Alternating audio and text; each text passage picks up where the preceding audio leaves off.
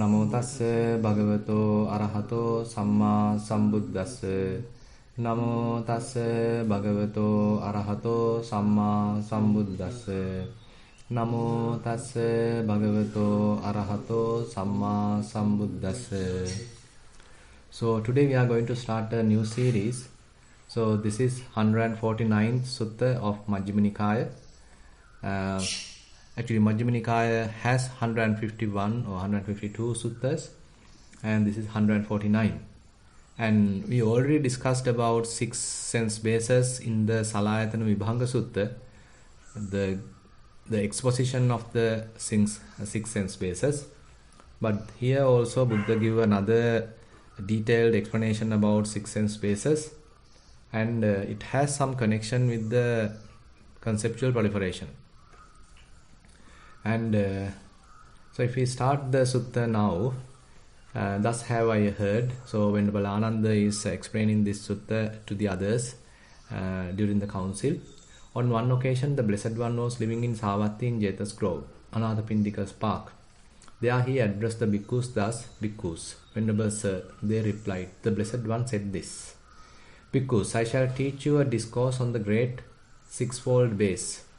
Listen and attend closely to what I say.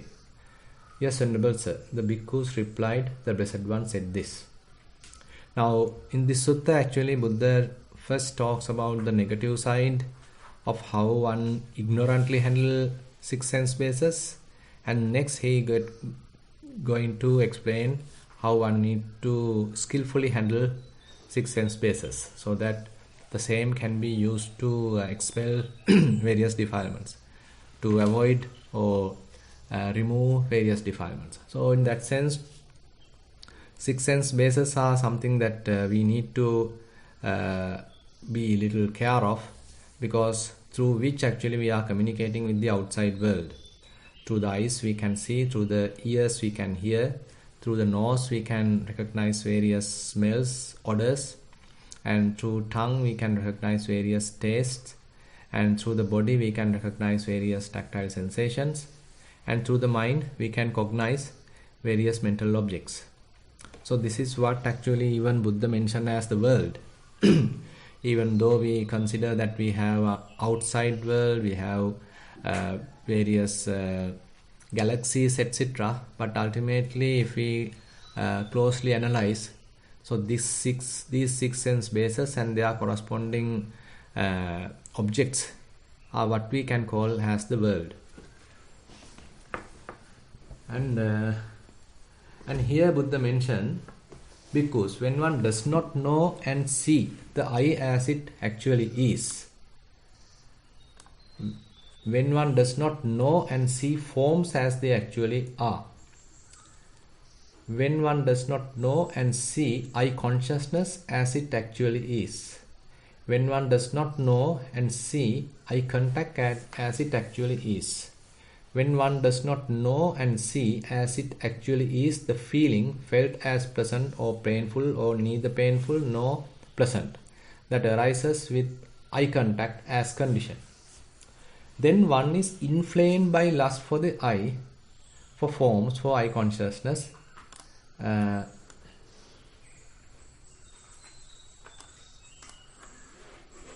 for eye contact, for the feeling felt as pleasant or painful, or neither painful nor pleasant, that arises with eye contact as condition. Now here the term is given as does not know. Repeated term is does not know. Chakkum bhikkhave ajanang apassam yatha bhutam. Rupe ajanang apassam yatha bhutam. Chakku viññānaṁ ajanang apassam yatha bhutam. Chakku sampassam ajanang apassam yatha bhutam. So there are few terms here. Ajanang, that means does not know. And the other thing is apassam, does not see. And yatha bhutam, that means as they truly are. Now we know that we all have eyes, ears, nose, tongue, and again we can see them from the mirror. So probably one can think, okay, this is what it is meant, but there's a more deep meaning here. It is not that we see our eyes, ears, nose by the mirror and we know that they are available and when there is a kind of a pain in our eye or nose, wherever we can know. So that is not the idea here, but more than that, we have to see them through the kind of instantaneous activity, what's happening in them. So one has to recognize immediately when eye is in action, when ear is in action, when nose is in action, when tongue is in action, when body is in action, when mind is in action. Actually, it's pretty difficult because they happen to like concurrently. It is not that eye happens first and then ear happens and then say nose happen and again then eye happens. Actually, that is the exact way they are happening. Exact way in the sense they are happening in a kind of a series, sequentially. But due to their extreme speed, so we can't recognize how they are sequentially happening because of their very rapid happening. So we have the perception that they are happening at the same time. It's very much similar to a present day computer. So suppose you have a very high speed computer, which assume that the CPU is just one CPU, but still very higher frequency, many gigahertz, and it has time shared with various other processes. You may have word processing applications, you may have mathematics related applications, you may have some calculative type of applications, you may have some graphics related applications, and you may have system maintenance type of applications, and you may have peripheral devices related applications. So likewise, there may be so many processes which needs to be time shared, the processor time. But since the processor running at a very high speed, and we get the perception that all these different processes, these different applications are happening right now, happening concurrently, happening parallelly. They are activating, or what we call as they are running at the same time. But we know that what has happened is kind of a time sharing, and we simply have a single processor. It has time shared the different kinds of applications, but because of its rapidity, high speed, we can't recognize that. So similarly, in our mind also, some similar situation happens. The mind can swiftly recognize what's really going on, and whenever eye contact happens, so mind can recognize that. When ear contact happens, one can recognize that. When nose contact happens, one can recognize that. So likewise, all these sense bases are happening quickly, and mind and that cognitive process happen very quickly, and as a result of that, we have the perception that they are happening concurrently. All are happening at the same time. But if one is capable of say switching few of them off, that means shutting down some of them, then one can place some keen attention to what is functioning. So something like that we are trying to do in Vipassana, where we close our eyes so that we are not getting much interaction through our eyes, and we go to a very silent place so that our ears are not that sort of disturbing us, and the environment does not produce kind of changing odors. So it's very much a kind of a pleasant odor is available every time, so it's also not stimulating. Then we are keeping our mouth shut and we are not eating, so tongue is also very much not functioning. And the body is where we are trying to keep on checking. So during the Kayanupassana, so we are paying close attention to the body, and in order to do that, we are trying to keep the mind also quiet. As much as possible, thinking is also fairly subsided, and our attention is primarily based on the body. So in a way, we are trying to do some kind of an experiment, taking one sense base at that time. So we are using particularly the body base body sense base and the corresponding tactile sensations, tangibles. So in a way, by doing that, we are now in a situation to carefully recognize what is really going on. And say for example, if we are trying to keep our attention on rising and falling of the abdomen, so eyes are closed, ears are not hearing any particular sound. So likewise, all the other activities are fairly subsided, and we are now trying to keep aware of rising and falling, closely analyzing rising and falling, or closely investigating rising and falling. So there are various minor sensations or minute sensations are happening, even that one would be able to recognize. So likewise, in the meditation process, vipassana process, we are trying to isolate one sense base and trying to understand that. So likewise, if we can do so, when one develops such kind of a skill, particularly by means of the body, then one can slowly even expand it to other sense bases. So when you are hearing something, so you can recognize what's really going on. You are fully aware. Now nothing is heard, but immediately something is heard. So that hearing process, how the hearing process starts. Similarly, the seeing process, similarly the sensing process, and even the thinking process. Assume that the mind was not thinking anything, but immediately a thought happens to the mind. Immediately the mind sort of get a kind of a jerk, understood that a particular thought has happened, a feeling has happened, a perception has happened. So likewise, whenever a thought has happened, so mind can recognize that. So likewise, when the mind is having some kind of a skill, particularly the mindfulness, where a fair amount of awakened nature is available, one is not dragged into the past and the future, rather one is fully awake to the present moment. And quickly one's mind can be focused, quickly one's mind can be concentrated. So that is also another necessary skill that one has to have. Because say if you want to switch your attention to the tongue, so now you should be able to do that. And if something happens in your ears, again you need to shift your attention back to the ears. Again, if something happens at your eyes, then you have to shift your attention to the eyes. So in a way, we need to have some kind of a situation, a kind of a skill, where one needs to quickly locate one's attention at any place.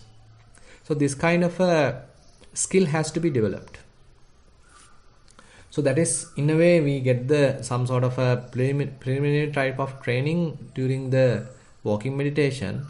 In walking meditation, there's a very good exercise that we are going through. When the right foot is touching the ground, okay, we need to pay attention there. When left foot is touching the ground, we need to pay attention there. So the place constantly changing, the object constantly changing, but we have to have kind of a skill developed where we need to be able to place our attention quickly to where it is necessary, where it is touching happens. So then, when this skill is developed again and again, so our mind comes to very much like in our control. So we can pay attention to wherever it is necessary, and we can do it quickly. So while doing that, if we are able to understand the function of the eye, function of the ear, function of the nose, function of the tongue, function of the body, function of the mind, and even their corresponding objects, so that means we are now little capable of understanding how things are happening. You understand how these ayatanas, sense bases, are operating. So eye has to do the seeing function, ear has to do the hearing function, nose has to do the smelling function, or tongue has to do the tasting function, body has to do the, say, recognizing or sensing function, mind has to do the cognizing function. So they are particularly say special tasks assigned to them. They are not mixing up. I can't hear. ear can't see, then tongue can't hear, tongue can't see, tongue can only taste, recognize taste. And body can't hear, body can't taste, body can't see, body can only recognize various tactile sensations. So they are not mixing up. So actually we can recognize, or we can recall a very interesting sutta. This point is highlighted. So that sutta name is called Unnabha Brahmana Sutta, available in the Indriya Samyutta, where one Brahmin called Unnabha is a very intelligent person. He approached the Buddha and he raised this question. He mentioned that we have particularly 5 sense bases: eye, ear, nose, tongue and body, and they have their corresponding objects. For the eye, they are the forms; for ear, the sounds; for nose, the odors; for tongue, the taste; and for the body, tactile sensations. And they are not mixing up, as I mentioned. So this Unnabha Brahmana very beautifully mentioned that. So they say they have their particular domain. The domain for the eye is the vision. The domain for the ear is the audible things or hearing. Domain for nose is the smells. So likewise their corresponding domains are there. So those domains are not mixing up. So they have their kind of a specific task assigned. And he asks a very interesting question, and he asks, and whenever they go through this recognition, or they go through this sensing, nothing remains in these senses. When we see something through our eye, so that forms does not retain in the eye. When we hear a particular sound, that sound quickly passes away and nothing retains in the ears. And when we smell something, that particular fragrance or smell does not retain in the nose. And when we recognize certain taste, suppose that we drink some water and everything has gone, nothing retains on the tongue. Body also the same. And then he asks a very beautiful question: who is going to consume all these? What are all these different objects that we acquire, we perceive, we recognize? So who is going to consume them? And then Buddha answers, that is the mind. Mind is the one ultimately analyzing, recognizing, and further continuing of thinking, proliferating, and all these things, memorizing. All these things are the activities happening in the mind. The other 5 are merely senses. And the mind itself is at the door level, at the sense base level, it is merely a sensor. But underneath there are so many other functions. So they are responsible for all these other recognitions, likes and dislikes, memorizing, and all sorts of different activities. Now, here Buddha mentioned in a way kind of different levels. So we can recognize eye. So eye is the internal sense base, and the corresponding part is the forms, that is the external sense base. And when these two come together, then the eye consciousness happen. So that is in a way the result. But interestingly, eye forms and eye consciousness happen very, very quickly and again repeatedly. When these 3 happens repeatedly, actually we get the notion that they 3 are existing, they 3 are coming together, they are happening together. As a result of that, we get the eye contact. Chakkum paticca rupecha uppajjati chakku viññānam tinnan sangati passo. So that is how Madhupindika Sutta explains. So the passa, eye contact happens. So when eye contact is available, we get a feeling. Passa pacca vedana. The feelings are available, and that feeling can be either pleasant or painful, or neither pleasant nor painful. So the 3 types of feelings are possible. Now, as a eye contact as a condition, so these different feelings can happen. Now Buddha stops at there, and then he mentioned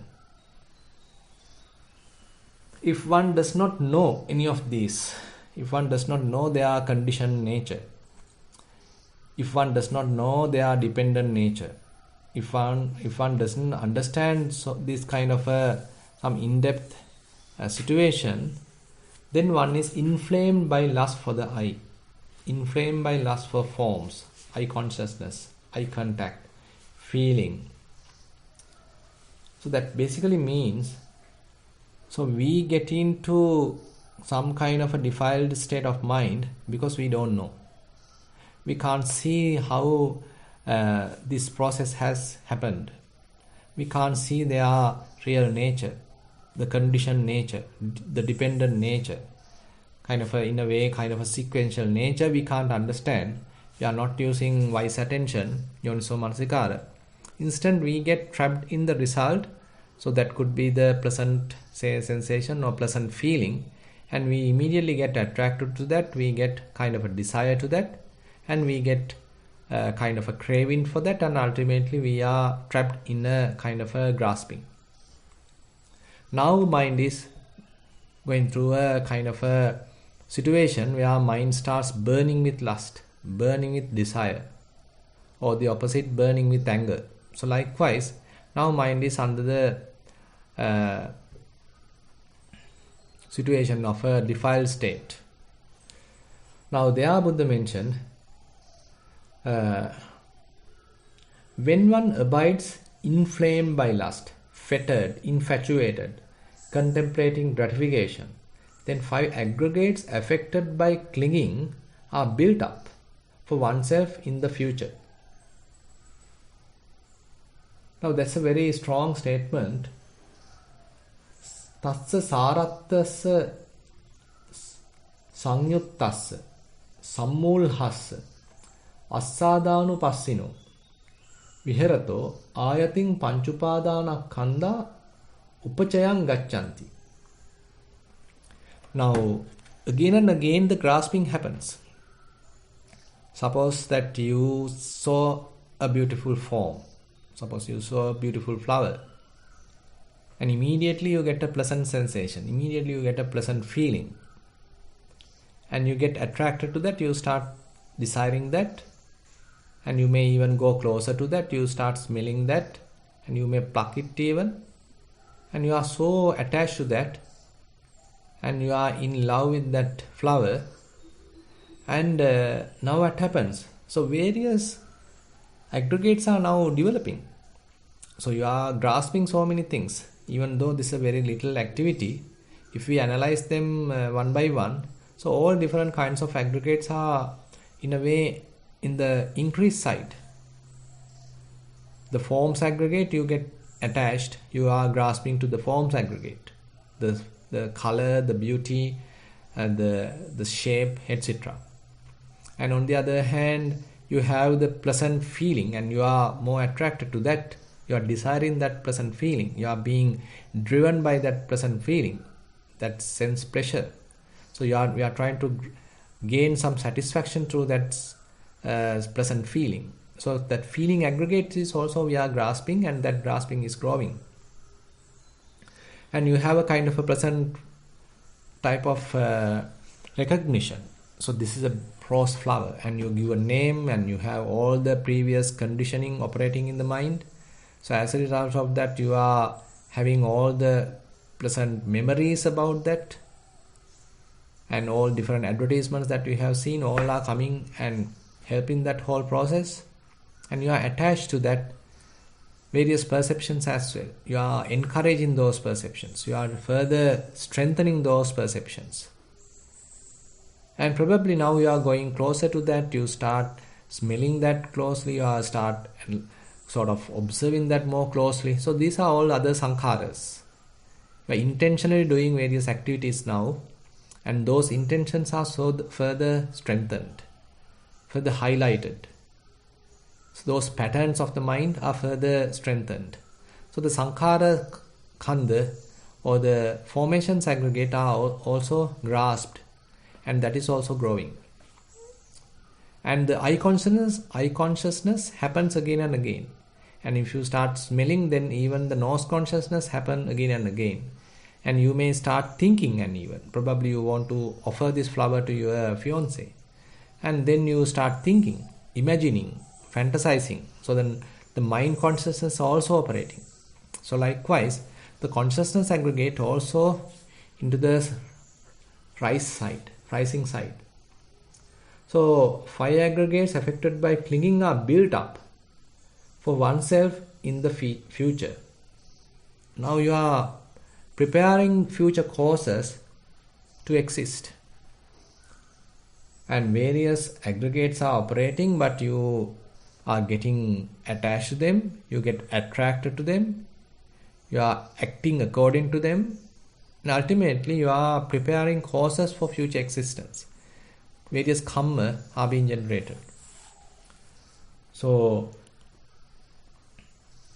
saratassa, sangyuttassa, sammulhassa, assadhanupassino, viharato. Now those few words are very interesting. How we get sarattassa means you have some sort of a desire. So, inflamed by lust. Then sangyuttassa, you get fettered. So your mind is now fettered.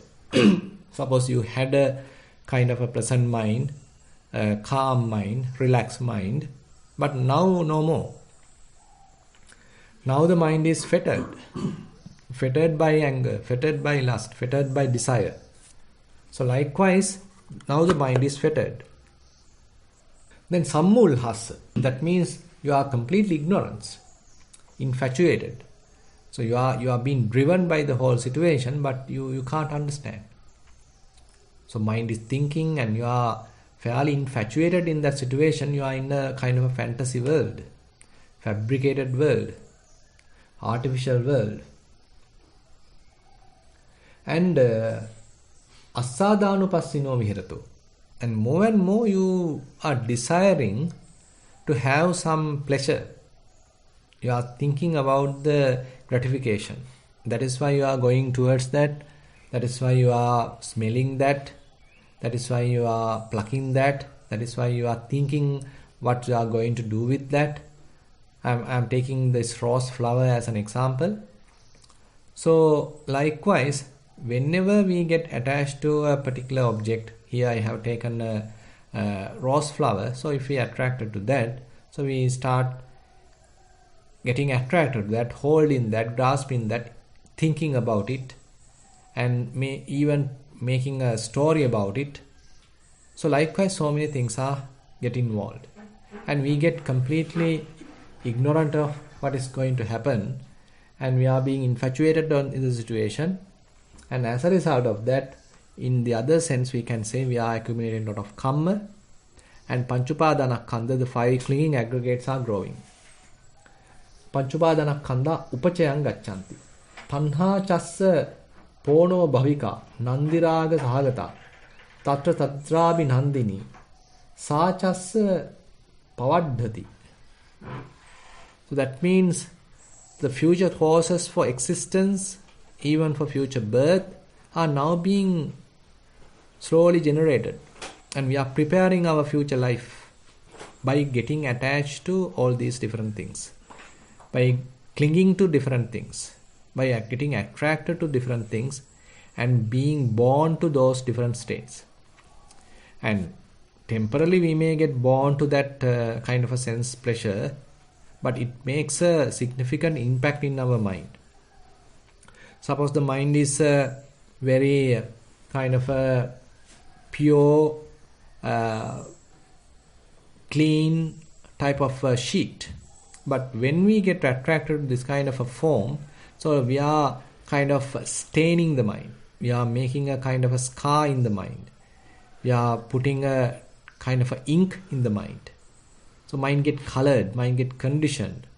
So that stain start remaining in the mind, and now mind being conditioned, mind being colored, and now we are preparing kind of a mind which is so conditioned, and it may retain, it may continue even into the next life. So likewise, during the operation of our sense bases, and their corresponding external sense bases, if we are ignorant, so we are continuously preparing our future as well. So when one abides inflamed by lust, fettered, infatuated,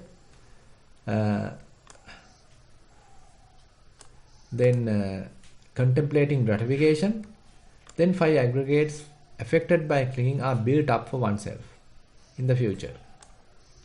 So this is a very strong statement, and one's craving, which brings renewal of being, is accompanied by delight and lust, and delights in this and that increases. One's bodily and mental troubles increase. One's bodily and mental torments increase. One's bodily and mental fevers increase, and one experiences bodily and mental suffering. And further Buddha adds, tanha chassa pono bhavika nandiraga sahagata tatra tatra binandini. So these are the qualities of the tanha.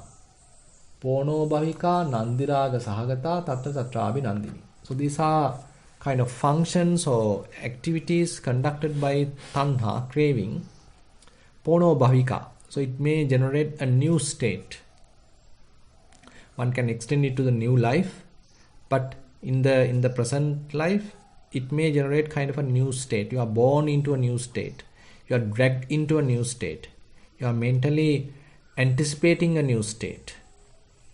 Always driven by that sort of an anticipation, a desire. Nandiraga sahagata. And it has kind of a delight, but that delight is colored by lust. When you are having a lustful thought, it has a little pleasure. It has a kind of a delight. But it is colored, conditioned by lust. Nandiraga sahagata. Tatra tatra abhinandini. Wherever such delight is available, you get attracted to that. You get satisfaction through that. You get delight through that. Wherever it happens. Ear, nose, tongue, body, mind, eye. So any different objects, external objects, internal objects, whatever, and you get attracted to that places, those places. Sachassa pavaddati. And that whole situation is now aggravating, now getting developed. Satassa pavaddati. Tassa kayikapi daratha pavaddhanti. Now say for example, say once you get attracted to this rose flower and you are thinking, imagining, and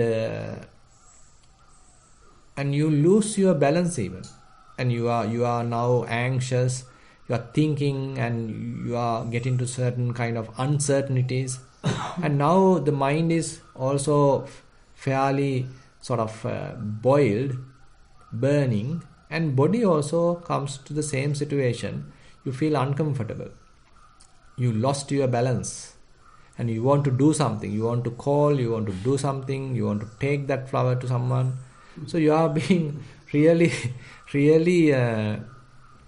agitated in a way. Kayikapi darata pavaddanti, and they are increasing. Chetasikapi darata pavaddanti, and mentally also you are agitated. Kayikapi santapa pavaddanti, and internal burning, bodily burning happens. Chetasikapi santapa pavaddanti, the mental burning happens. You are getting frustrated, you are getting agitated, you get into various uncertainties, you start thinking this way, that way. So that means the mental proliferation happens now. Conceptual proliferation is now tormenting. Kaipapi parilaha pavaddanti. So that means various troubles, bodily troubles, fevers, etc. Now they are increasing. Chetasikapi parilaha pavaddanti. So kaya dukkhampi, cheto dukkhampi patisangvedeti. So Buddha mentioned, as a result of that, now you are suffering bodily, and again you are suffering mentally. Mental fevers increase, and one experiences bodily and mental suffering. Now actually Buddha repeats the same thing for the ear. We need to understand now, the Sutta explains for all 6 sense bases. The same situation repeats for all 6 sense bases. Suppose if we take another example with respect to ears. Suppose you have you want to meditate, but you are a person who is really fond of music, and while trying to concentrate your mind onto breathing or whatever it is, suppose a very old, your most loving song somehow you heard, maybe through the radio or whatever it is you heard, and immediately you get attracted to that, your mind get inclined towards that, and you want even to hear it properly, and you may even sort of open your eyes, and you probably anxious about from which direction it is coming from, and who is the other person who is also interested about your same favorite song, and now mind getting involved, and you lost your meditation basically. Now you are getting to thinking, and you get various past thoughts, past memories with respect to that particular song. Suppose that you are singing that song with someone, and you get all those past memories into the mind, and slowly you've been dragged to those past experiences, and you start thinking, you start living that past experience right now, and all those different sensations are happening in the mind. And suppose that person who with whom that you have sung the song, assume that he or she had a kind of an accident, and he is no more available, and you immediately recognize, oh my goodness, he passed away, he met with a tragic accident, whatever it is. Now you start crying, and you start really suffering, and you start thinking further and further. Your past memories are again tormenting you. So mental suffering is available, body suffering is available, because you didn't understand it is merely a sound. We couldn't stop at the level of sound. We get on to more and more kind of added likes and dislikes. We couldn't stop ourselves. We couldn't stop thinking. And ultimately the whole proliferation torments us.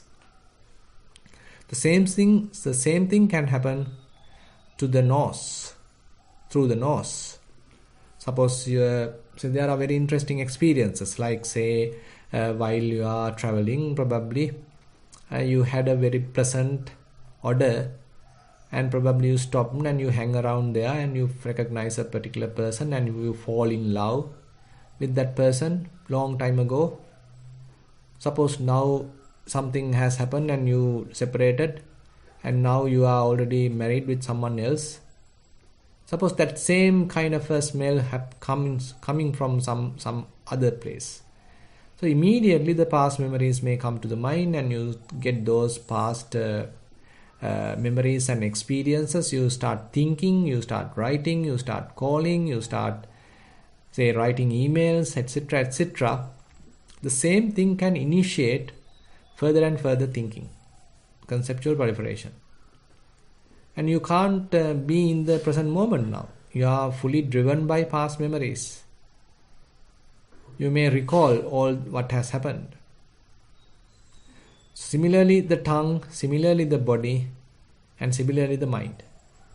So Buddha mentioned, when one does not know and see the eye as it actually is, does not know and see the ear as it actually is, when one does not know and see the nose as it actually is, when one does not know and see the tongue as it actually is, when one does not know and see the body as it actually is, and when one does not know and see the mind as it actually is, one experiences bodily and mental suffering.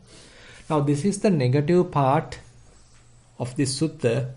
Negative part in the sense where the knowledge is not available, where the person does not understand the full operation.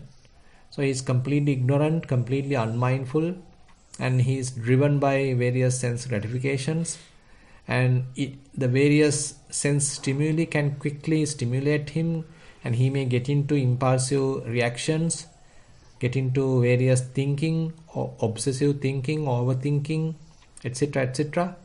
And basically suffering is available.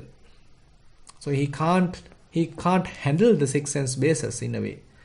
He don't know any kind of a restraint in the six sense bases. Whenever various inputs are coming through six sense bases, he can't manage them.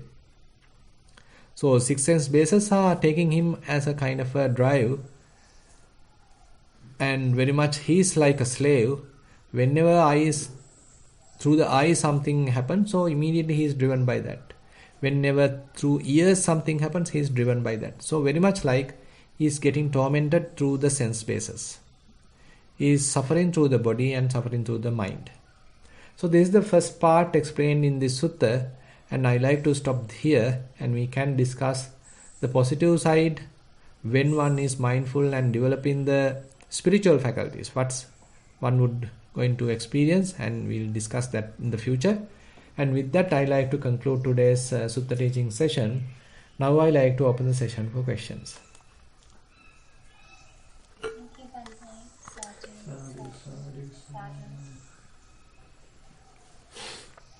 If we have any new participants joining us for the first time, you can participate in the Q&A by raising your hand and or sending your questions through chat. Yeah, we have a question here. Yes, go ahead. Yes, Bhante. Thank you for this is wonderful, showing how one thing that wasn't brought up was, in a sense it's brought up, but the fact that we cling to the aggregates, and due to a sense of self, we identify our past memories of feelings and sensations, and then we're actually creating a sense of self, and that's why we attach, and we've made the mistake of thinking that these forms and sounds, smells are who we are by clinging to them and putting a sense of I attachment to them. And so that was just one thing that I was getting from these teachings, is this sense of I that develops. But then also I had heard that, and I was wondering your impression of this, or how you understand consciousness. What I remember about how consciousness, the significance of consciousness is that it gives a sense of continuity to our experience, so that we that creates a sense of self. Self, yeah. Could you expand on what the significance of consciousness and how it functions as far as creating ignorance? Yeah. So basically, one interesting, one important activity of consciousness is this division. You are capable of distinctly understand various things. You can distinguish between two things. This is good, this is bad, this is auspicious and this is bad, or this is long, this is short. So all these distinctions are made by the consciousness, and you can distinctly recognize, you can distinguish. So this distinguishing ability is due to consciousness. So that is one thing. So when it happens and then it divides, okay, this is here I am and there you are. So now two persons are there. So I am the one seeing and you are the ones whom that I am seeing. So two persons are there. So that distinction makes a sense of separation. So I am here and you are there, and I am internal, you are external, and I am good and you are bad.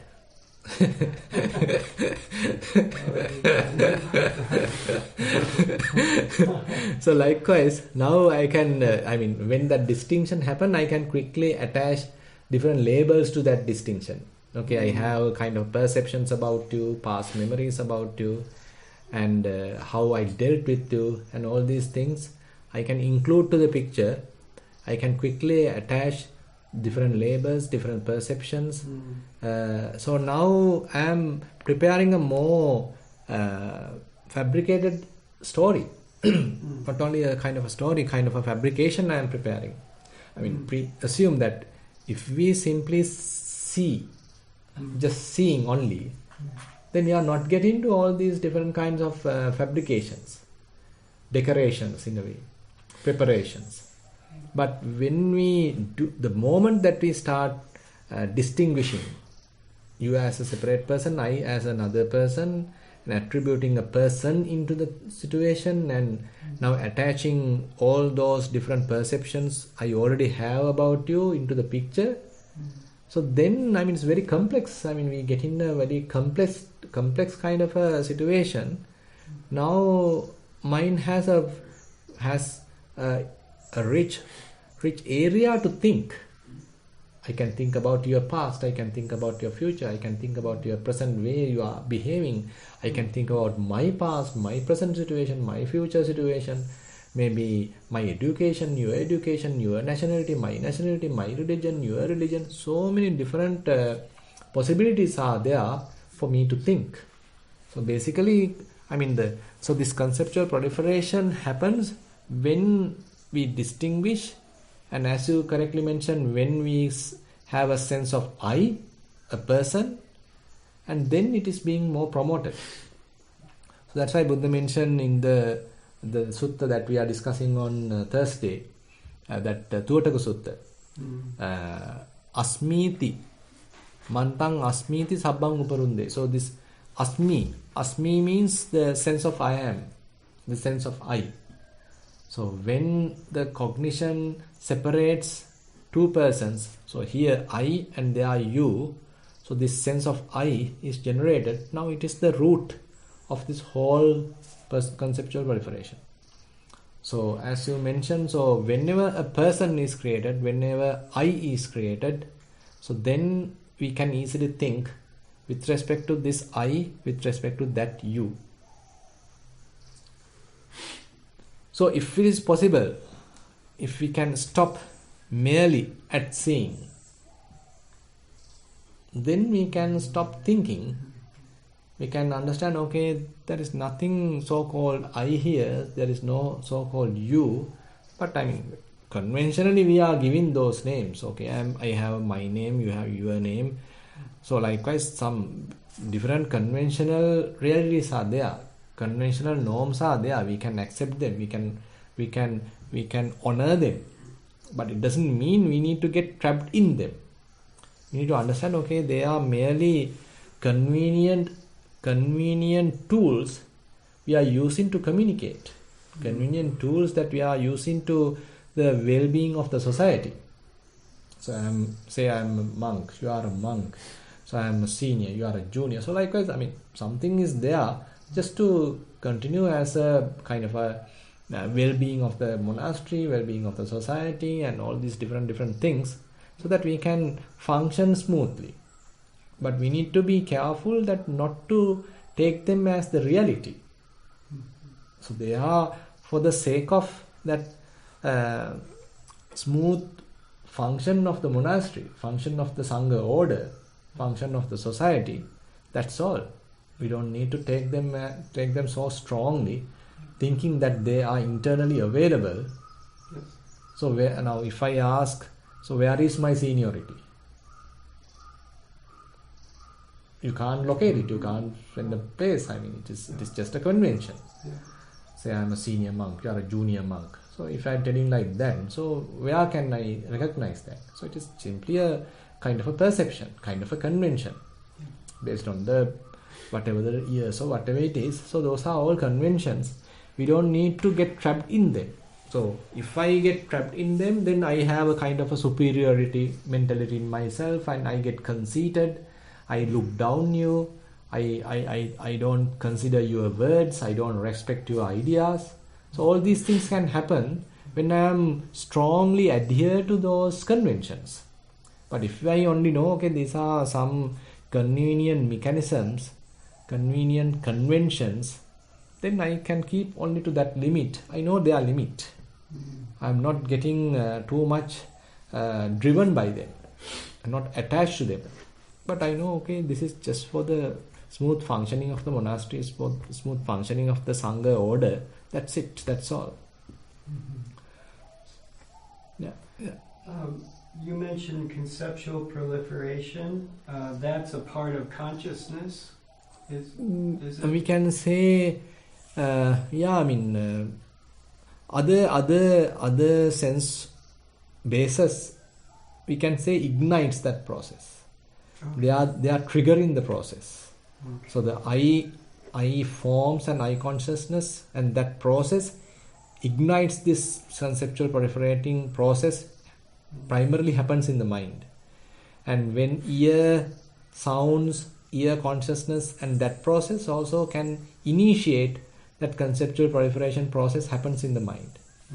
Then the nose, odor, similarly, and tongue, taste also, body, tactile sensations also. So when that particular process being initiated, if I don't properly understand that process, if I can't understand the I can't restrain myself only to the level of recognition, then I start thinking what is being touched, what is and how it has happened, and all different things, many different ways. Okay. So all these sense bases are in a way kind of a stimuli for the development of the conceptual proliferation, to the initiation of the conceptual proliferation. Okay. Yeah. Thank you. Yeah. 6 sense bases are in a way are different channels through which we are promoting conceptual proliferation. Yeah. Thank you, brother. Yeah. So our side questions are over. Jennifer, do you have any conceptual proliferation in USA? I'm sure there's plenty. Like any questions from the participants, though?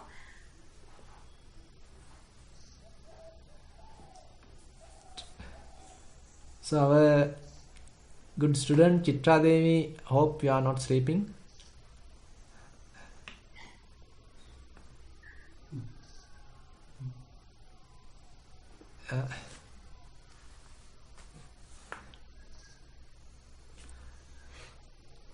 Okay, I think there are no questions. Probably since we simply started the session and we simply discussed something that you all are fairly familiar with. And this sutta has some relations with the Madhupindika Sutta. Yeah, Madhupindika Sutta also explains how conceptual proliferation starts and ultimately torments the person who started that.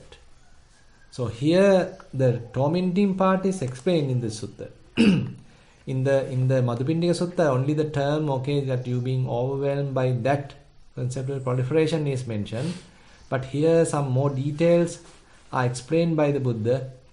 There he mentioned the mental troubles increase, bodily troubles increase, mental torments increase, bodily torments increase, mental and bodily fevers increase, and then bodily and mental suffering happens. So likewise, some more gravity is given to the results. So Buddha is trying to emphasize how one is suffering. I mean, even though these processes are happening in a way, a more subtle way, but it can generate very high amount of suffering in our mind. It may start as a very diluted kind of a process, very primary type of process, but it has the potential to overwhelm the mind. It has the potential to torment the mind. So that is the point, and that's why, I mean, if one is practicing mindfulness, so you start applying some breaks to the situation. So when you see something, you are not immediately jumping to a conclusion, immediately jumping to conceptual proliferation. You have some sort of a detached observation. You are capable of doing some sort of a detached observation. And even when you hear something, you are not immediately impulsively react. Rather, you can look back about the situation. You can step back and see the situation. So likewise, mindfulness and other, say, meditation practices are helping us to sort of detach from this the habitual process. Now all these things are very much habituated to the mind. So mind being fairly programmed to operate in this way. So that is how we have operated for many years, and from our childhood, and maybe coming from past lives. So that is how the mind being conditioned to operate. So these are the mental patterns sort of triggered. So they are very much already programmed. Now when we are developing vipassana, mindfulness, so there we get a chance to look at how these are happening. So we have some sort of a skill now being developed that you can monitor, you can observe how mind has all these likes and dislikes, how mind being conditioned to operate in a particular manner, particular pattern. So if you are if you are capable of understanding those patterns, then we don't need to further strengthen that particular pattern. So those traits available in the mind, we can sort of understand, and if it is harmful, we can stop that particular trait. So likewise, it's a kind of a self-correction process. So we ourselves have to do that. No one else can do it. So we have to develop the necessary qualities, necessary skills. And once those skills are being developed, now we have to start observing how this mind is operating and how mind being conditioned. What are the programs already inculcated in the mind? So already sort of ingrained in the mind. So when we understand that, okay, now we need to go through a kind of a de-learning process or rewriting a process which is more harmless and more beneficial and giving us ability to liberate ourselves, not being conditioned by so much of all these different already available conditions. So likewise, it's a kind of a reversing process that we need to start so that mind remains non-grasping, mind remains unattached. In the future, suppose now when you see something, say mind is not getting to the conceptual proliferation. When you hear something, mind is not getting to the conceptual proliferation. Rather, it can simply stop only at the mere, say, recognition. Say you saw someone and you recognize, okay, he is so and so. But that's all. I mean, mind doesn't need to think further about it. And you recognize that's it. And you remain, your mind remains calm. The calmness of the mind is not disturbed. That's why, I mean, in the famous this Bahya Sutta, Ditte Ditta Mattam Bhavissati, Sute Sutta Mattam Bhavissati, Mute Mutta Mattam Bhavissati, Vinyate Vinyata Mattam Bhavissati. Even though you see and you are not disturbed, you see, it is not that you are blind, not being blinded, rather you can see, you can recognize. But mind remains calm. Similarly, you can hear, but mind remains calm. Mind does not start a thinking process. It can stop merely at the recognition process. That's all. And you again retain the clarity of the mind, retain the, say, calmness of the mind, uninvolved nature of the mind. Non-grasping state of the mind can be retained, can be protected. So that would be the training. So that is the training that Buddha recommends to Bahya. And it is not only to Bahya, to all of us. So when we are developing to some extent through Vipassana, we have to reach this state. And once we reach this state, so we need to take care, okay, how now I am safeguarding my sense operations. So whenever I see something, how can I avoid any kind of stimulation of this thinking process, conceptual proliferation process. So as much as possible, I have to calm down, relax this conceptual proliferation, minimize conceptual proliferation, and if possible, completely cancel conceptual proliferation. Maybe few thoughts can happen, but I am not dragging on to that. Yeah. So if there are no more questions, Jennifer, then we can wind up the session. We have spent 1 hour. Yeah. And we are doing on tomorrow also. There's another English Dhamma discussion that is on Tuataka Sutta, and that is on a separate line, separate Zoom link. That is the discussion actually we were doing. Actually, Bhante Dhammajiva was conducting on Tuesdays at 8:30. During his absence, we are doing it on 7:30 on every Thursday. Okay, with that news, I like to. Okay, there is one person. Yeah, Niranja. Okay, now 2 hands are raising up. Yes. Right, Bhante. Yep. Bhante, the tomorrow session is we are having in the same Zoom link, Bhante. This Zoom link, no? The same. I see. Zoom link and the same username and ID and passport. I see. Correct. Yes. Thank you. I just want to remind that. Yes. Thank you for the clarification. Yes, that is true. Okay, sorry, what time again is the program tomorrow? 7:30 a.m. 7:30 a.m. Sri Lanka time. Okay, thank you.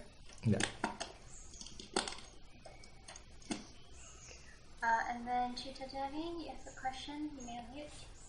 Yes, Bhante, actually I was going to ask you that same question about the line, but it has been answered. But now that I'm talking to you, you gave this explanation about developing vipassana and being able to prevent mental proliferation. Now, that is for people who are meditating and doing vipassana and all. I mean, it's a little bit easier. But I'm talking about the younger generation now, to give advice to our children even.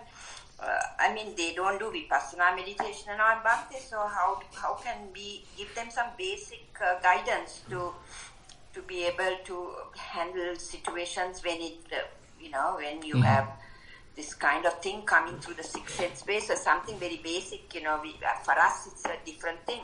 Yeah. For people who meditate, but younger generations, they do their meditation in a different way and they don't do vipassana and they can't sit for long periods of time, So what advice do you give them, Bhante? Yeah, that's the thing. Various techniques are there as we discussed in the Vitakka Santana Sutta. So, when thinking has started, because you can't stop in between, your mindfulness is weak and you are not much trained. So, as a result of that, the thinking continues. In one direction it continues, in another direction it continues, and various different kinds of unwholesome thoughts are promoted. So, this is the situation typically happens. So, when it is happening, another way of solutions are given. Say, if it is happening onto the anger side, then probably you can replace that with the loving kindness side. So that is where the metta meditation, loving kindness meditations are available. Because if the mind is getting into anger side, more into the hate side, then you have to promote the opposite side. So that is one approach. The other thing is that you can say, when that process is given, sort of happening in the mind, probably you can establish mindfulness. You can bring your attention to your body. You can recall that you are where you are, rather than being driven by those thoughts. Probably you can step back and recognize, okay, I am sitting here, I am just talking, okay, I am eating, I don't need to think what I am doing right now. It is very much like earthing yourself, rather than allowing that vicious cycle of thinking to continue. You time to time break that cycle by earthing yourself. Again and again you are earthing yourself, you are cutting that vicious cycle. So that is also another mechanism that we can use. On the other hand, you can recognize the source if possible.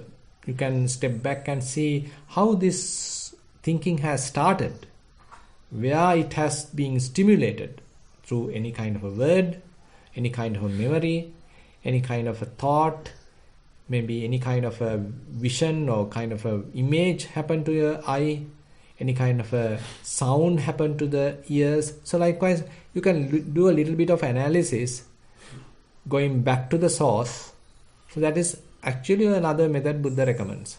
So likewise, when the process has initiated, so there may be various other methods available to at least minimize that suffering, and ultimately, if possible, completely to stop that thinking. And not only that, I mean, say if you are developing some kind of body related activities like body scan, rising and falling, doing some little walking, going to the outside, and you got to do it depending on the situation. Say if you start thinking of someone who is really did something bad to you, and you start thinking about it and you start worrying about it, probably you can simply divert your attention to complete different thing. You can start thinking about another person who really helped you, who really love you, and you feel happy about him, completely shifting your attention to something else. So likewise, many different techniques may be available. Yes, Bhante, but these young people, they get, they have short fuses, Bhante, and even if their basic comforts are a bit affected, they want to get angry. So it's very difficult to give advice to them, Yes. So that's why, I mean, probably we can prepare maybe a kind of a video game to calm down them instead of agitate them. So now, I mean, some interesting ways some schools have started. Now, there's one trend is called peace button. So this is available in UK. So for the junior schools, they have introduced with a song a little technique called peace button. So you are keeping your two hands on your tummy, and whenever you get agitated, whenever you get angry, so the advice is given to keep your attention to the peace button. So that peace button get up and down or on and off very quickly when you are angry or when you are agitated. But later, since your attention is now completely diverted to this peace button, to your tummy, and then you forget to promote thinking. It's a kind of a strategy. Shifting attention. Shifting attention. Now you are shifting your attention to some bodily activity, and you forget promoting that thinking cycle. And as a result of that, slowly that peace button start calming down, and your agitation reduces, and the bodily process, say rising and falling, also become more and more smooth. So ultimately you calm down.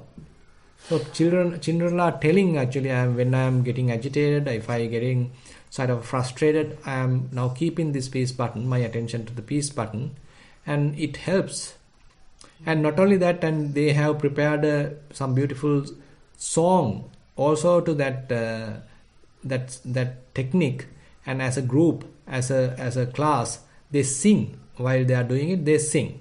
Now suppose when this type of singing, some enjoyment is attached to that, now at home, suppose a child get agitated, a child get angry. Suppose now he's able to shift his attention to that peace button. Now when he start doing that, immediately probably he can remember that song also. Now when he recalls that song, additionally what happens is it may generate kind of a joy, kind of a happiness in the mind. So happiness and ill will can't be together. So if the happy, enjoyable song you start remembering, then actually it replaces the previous anger available in the mind. So likewise, I mean, we need to be more creative. How when we are teaching to the children, so what are the various techniques available to overcome anger, to overcome this kind of agitation, so worries, etc. Yes, Bhante. Yeah. But the older people are the ones that, we can tell these young children, but then now as they get older, it's not that easy. All are in the same boat. Not the younger generation, not the old persons. There are no exceptions. All are in the same boat. No, the younger generation, Bhante, they're different. I mean, and they are old-fashioned, so it's very difficult, Yeah. Yes, yes, yes. So, But anyway, yes, you just got to develop some techniques and try to implement them. exactly. Yes, yes. Yes, thank you, Bhante. Yeah, yeah. Okay, then we'll wind up the session. So, all the merits that we have accumulated, we'll share with all the past relatives, with all the celestial beings, and whoever in need of merits. And we wish these merits help us also to attain path fruition nibbana. We'll recite the traditional verses. Ettavata ca amhehi sambatang punya sampadang sabbe deva anumodantu sabba sampatti siddhya. Ettavata ca amhehi sambatang punya sampadang sabbe bhuta anumodantu sabba sampatti siddhya. Ettavata ca amhehi sambatang punya sampadang sabbe satta anumodantu sabba sampatti siddhya. Akasattha ca bummattha devanaga mahiddhika punyantang anumoditva chirang rakkantu sasanang. Akasattha ca bummattha devanaga mahiddhika punyantang anumoditva chirang rakkantu desanang. Akasattha ca bummattha devanaga mahiddhika punyantang anumoditva chirang rakkantu mamparang. Idang vo nyatinang hotu sukita huntu nyatayo. Idang vo nyatinang hotu sukita huntu nyatayo. Idang vo nyatinang hotu sukita huntu nyatayo. Imina punya kammena mame bala samagamo satang samagamo hotu yava nibbana pattiya. Imina punya kammena mame bala samagamo satang samagamo hotu yava nibbana pattiya.